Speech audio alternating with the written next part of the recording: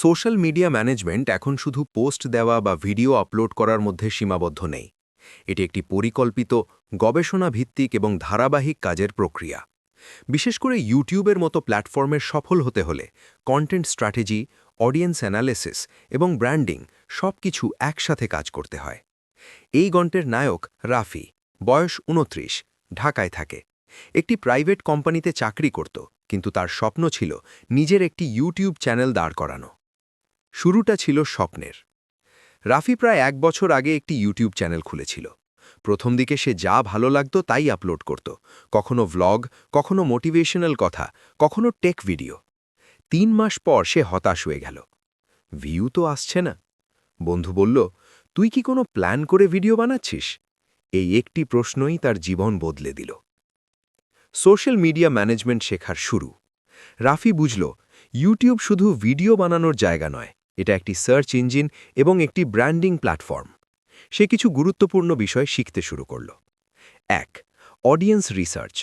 সে ভাবল, আমি কার জন্য ভিডিও বানাচ্ছি? বাংলাদেশি তরুণ-তরুণী যারা অনলাইন ইনকাম, ফ্রিল্যান্সিং ও কেরিয়ার নিয়ে আগ্রহী, এই ছিল তার টার্গেট। সে কমেন্ট পড়ত, ফেসবুক গ্রুপে প্রশ্ন দেখত, মানুষ কি জানতে চায় সেটা নোট করত। ২. নির্দিষ্ট নিশ নির্বাচন। আগে সে সব ধরনের ভিডিও বানাত, এখন সে সিদ্ধান্ত নিল শুধু অনলাইন স্কিল ও ইনকাম নিয়েই কাজ করবে। কারণ এতে তার আগ্রহ আছে, মানুষ সার্চ করছে, দীর্ঘমেয়াদে ব্র্যান্ড তৈরি করা যাবে। ৩. কন্টেন্ট ক্যালেন্ডার তৈরি। রাফি একটি ডায়েরিতে লিখে ফেলল, সপ্তাহে ২টি ভিডিও, মাসে ৮টি ভিডিও, প্রতিটি ভিডিওর টপিক আগেই ঠিক। সে বুঝল, কনসিস্টেন্সি ইজ পাওয়ার। আজ ভিডিও দেব কিনা এই চিন্তা বাদ, এখন সব পরিকল্পিত। ৪. এসইও এবং টাইটেল অপটিমাইজেশন।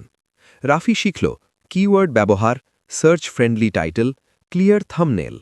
আগে তার ভিডিওর নাম ছিল আমার কিছু কথা, এখন হল ২০২৬ সালে অনলাইন ইনকাম শুরু করার ৫টি বাস্তব উপায় বাংলাদেশের জন্য।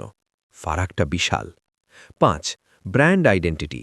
সে একটি নির্দিষ্ট ইন্ট্রো ব্যবহার শুরু করল, একই ধরনের কালার থিম, একই স্টাইলের থাম্বনেল। দর্শক একবার দেখলেই বুঝতে পারে এটা রাফির ভিডিও। এটাই ব্র্যান্ডিং। ধীরে ধীরে পরিবর্তন। ৩ মাস পর ভিউ বাড়তে শুরু করল, সাবস্ক্রাইবার নিয়মিত বাড়ছে, মানুষ কমেন্টে ধন্যবাদ দিচ্ছে। একদিন সকালে ইমেল এলো, YouTube monetization approved.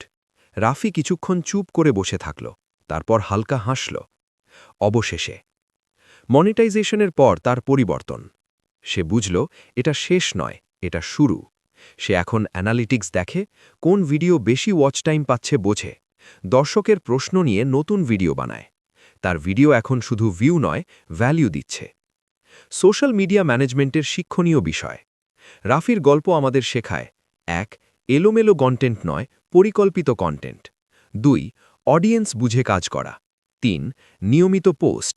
৪. Branding. ৫. Data analysis. YouTube হোক বা ফেসবুক, সব জায়গায় একই নিয়ম। এক সন্ধ্যায় রাফি তার ছোট রুমে ল্যাপটপ নিয়ে বসে আছে। টেবিল ল্যাম্পের নরম আলো। সে নতুন ভিডিওর স্ক্রিপ্ট লিখছে। ফোনে নোটিফিকেশন আসে, আপনার ভিডিও ৫০,০০০ ভিউ পূর্ণ করেছে।